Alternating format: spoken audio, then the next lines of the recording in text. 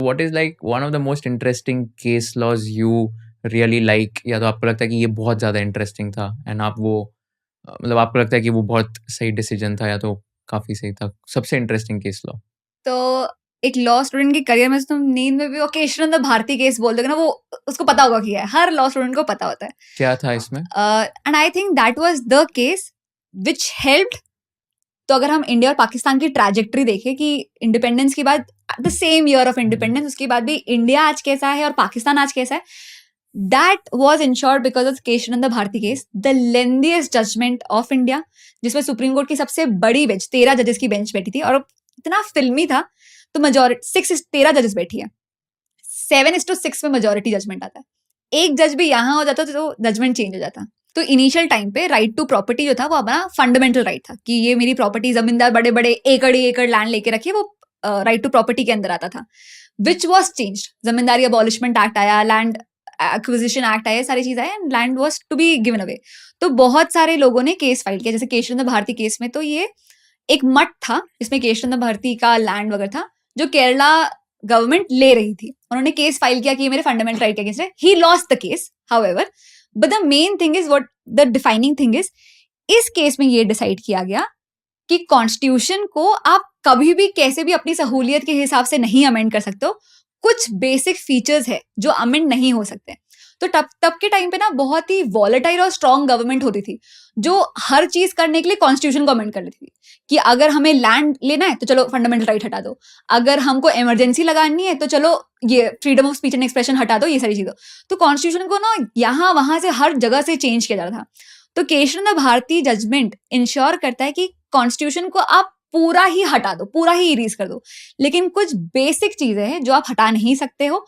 और पार्लियामेंट अपनी मर्जी से, तो पार्लियामेंट है तो बेसिक ना जो सारे लॉज बनाती है, पर पार्लियामेंट भी चाहे तो कॉन्स्टिट्यूशन के इन बेसिक फीचर्स को चेंज नहीं कर सकती। तो Kesavananda Bharati is a very important judgement.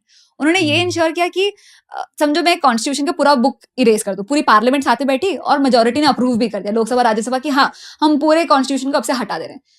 फिर भी उनके पास वो पावर नहीं है कि वो जो बेसिक फीचर्स है, जैसे आपका राइट टू लाइफ हो गया, स्पीच एंड एक्सप्रेशन हो गया, डबल जेओपार्डी नहीं हो सकती, आपको सेम क्राइम के लिए 2 बार सजा नहीं हो सकती, ये सारी चीजें वो नहीं कर सकते। तो that is one judgment which change the fate for India and Pakistan. तो कॉन्स्टिट्यूशन की अगर बात करें तो कॉन्स्टिट्यूशन में लाइक फ्रीडम ऑफ स्पीच के बारे में भी मेंशन किया हुआ है। एंड अभी जो I don't know if you follow this, but Kunal Kamra controversy जो हुआ था, where he spoke something about the politicians, he sang a song and he was telling that कि कॉन्स्टिट्यूशन के हिसाब से like it's allowed because it's a freedom of speech and it's a comedy. तो like in that case, like the question here is कि to what extent can you have like the freedom of speech and कौन से cases में allowed है, कितना extent तक बात करना, कौन से cases में नहीं allowed है? What do you think about that? तो freedom of speech and expression article 19 has 2 parts to it.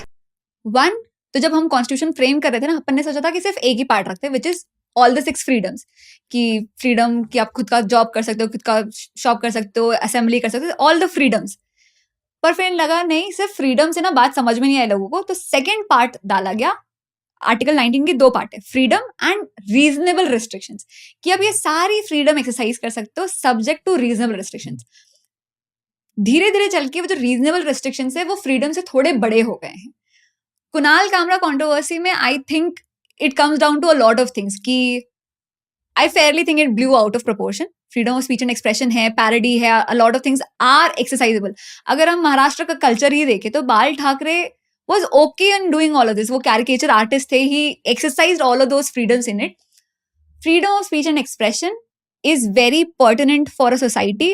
College students के लिए ले लो, कॉमेडियंस के लिए ले लो, इट इज, अगर आप किसी को अपोज करते हो, क्वेश्चन करते हो, that should be protected in a democracy. So then you think कि मतलब वो केस में it was okay, like freedom of speech वहाँ पे applicable होगा, and then like he sang a song, so that is okay because that falls under freedom of speech.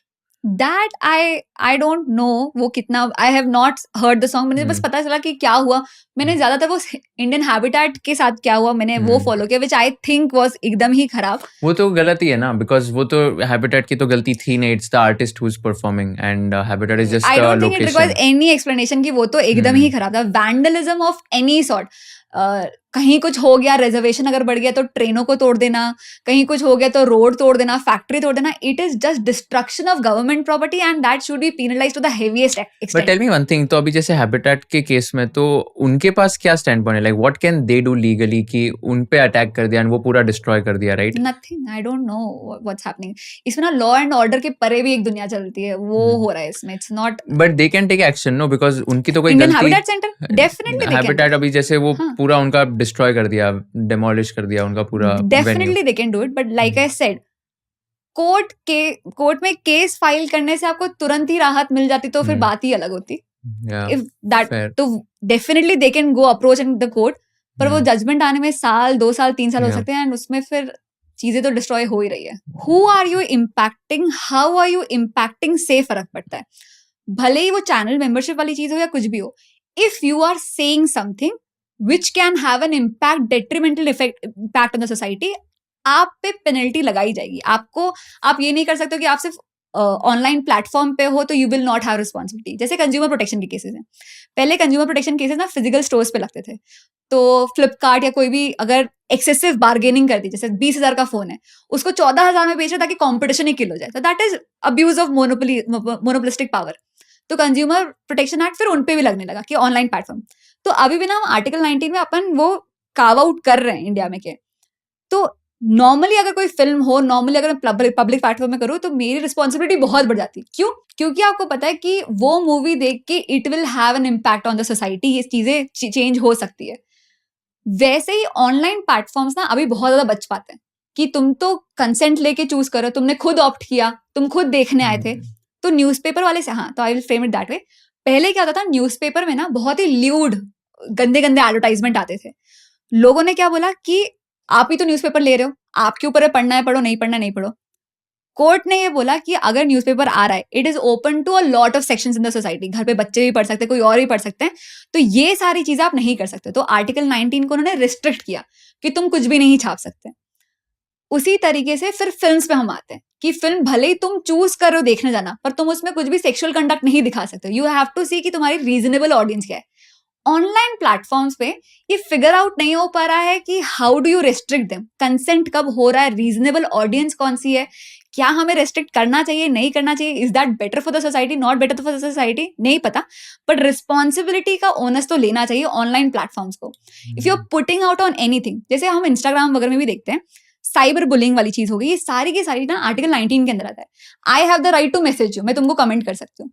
ये वाले platform जो होते हैं ना, ये ओनस नहीं लेते. तो सोचो अगर आज मैं तुमको साइबर बुलिंग करूँ, I am sending you bad pics और whatever I am doing, and the Instagram will not take any action. पर यही अगर मैं टी सीरीज का कोई गाना यूज कर लूँ ना, तो वो कॉपीराइट स्ट्राइक लगा देंगे, वो पब्लिश नहीं होने देंगे.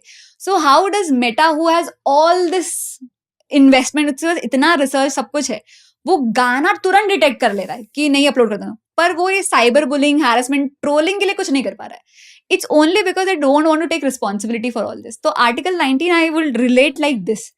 Responsibility सबको लेनी है. If you are an influencer, if you think you can influence anybody, you have to take responsibility.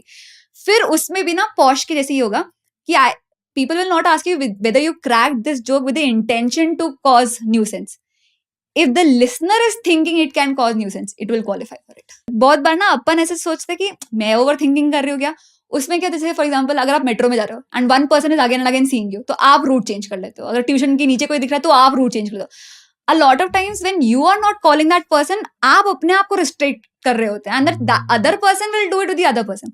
तो अगर साइबर बुलिंग हो रही है या फिर in a personal relationship someone is saying कि आपकी पर्सनल पिक्स वो रिलीज कर देगा, या वॉयरिज्म हो रहा है which is watching someone without their consent, ये सारी ही चीजें जो हो रही, चाहे वो ऑफलाइन हो ऑनलाइन हो, साइबर सेल जाओ, आईपी एड्रेस निकालेंगे, उसको ब्लॉक करेंगे, कहीं ना कहीं से पता लगाएंगे. तुमको क्यों सोच रहे हैं वो कैसे करेंगे, वो फिगर आउट करना उनका जॉब है, वो करना. अगर साइबर सेल नहीं, go to the police department, they will figure it out. तुम स्टार्ट तो करो, they will do their work. तो ये सारी चीजें की जा सकती So you're saying like even if let's say someone shares your private pics without your consent, then you should go to the police and then file a complaint immediately. Orissa में we have this case. तो इसमें consent की understanding है, इसमें online consent.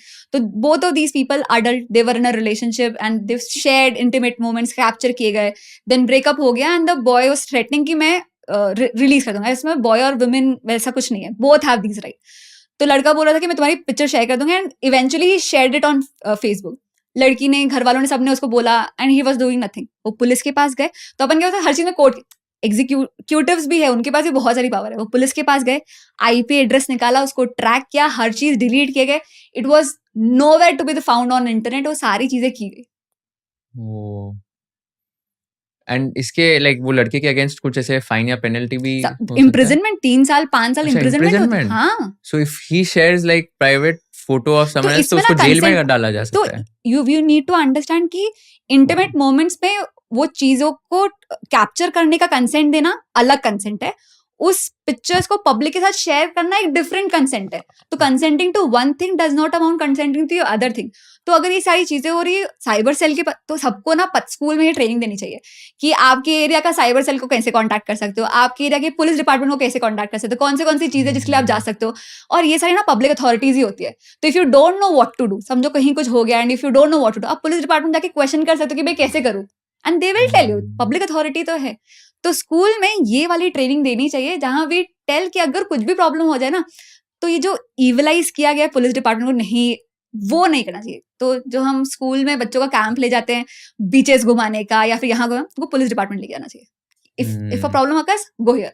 घर पे अगर तुम देख रहे हो वॉयलेंस होते हुए, यहाँ जाओ, इस नंबर पे कॉल करो. All of this they should do. अगर सीक्रेटली किसी को कुछ प्राइवेट एक्ट में देखते हो या सेक्सुअल एक्ट में देखते हो, that is voyeurism which is not allowed. अगर वो हो रहा है तो आप साइबर कंप्लेन कर सकते हो. अगर कोई साइबर स्टॉक कर रहा है कि तुम यहाँ गई, तुमको अगर मैसेजेस भेज रहा है फालतू के, you can go to police department. सबका यही है, या तो तुम कॉल आउट करो, उनके फोटोज दिखा सकते हो, उनको ब्लॉक कर सकते हो मेटा में रिपोर्ट को. End of the deal is cyber cell पे जाओ, ये सारी चीजें करो. जैसे एक ऐसा हुआ था कि देयर वाज अ वुमन जिसके साथ एक इंसान फ्रेंड रिक्वेस्ट भेजा हुआ था एंड देन फिर उसको तुम रिप्लाई नहीं करोगे तो अपनी नस काट लूंगा, ये कर लूंगा. That is also harassment. तुम उसके लिए भी पुलिस के पास जा सकते हो and he will figure out, और उसके लिए भी इम्प्रिजनमेंट होगी. उसके लिए भी जेल में जा हाँ. सकते तो हैं. हमको My क्या God. लगता है कि because we are not able to figure out a solution, the police will, ऐसा नहीं है. उनका वो काम है, वो करेंगे. तुमको बस कंप्लेन इनिशिएट करनी है. जैसे बहुत सारे केसेस में ये भी होता है कि अगर नहीं लाइक अगर नहीं मिले या तो अगर ये ब्रेकअप कर लिया तो मैं सुसाइड कर That is लूंगा, harassment. सुसाइड कर That is लूंगी. सो harassment. That is also harassment. Harassment. If you learned something new from this video, do share it with your friends and subscribe to this channel so that we can bring you the best content possible. Also, if you want to watch this entire episode, click on the link in the description box and you can go to Kushal Lodha YouTube channel and watch the entire podcast episode. Thank you so much for watching this and have an amazing day.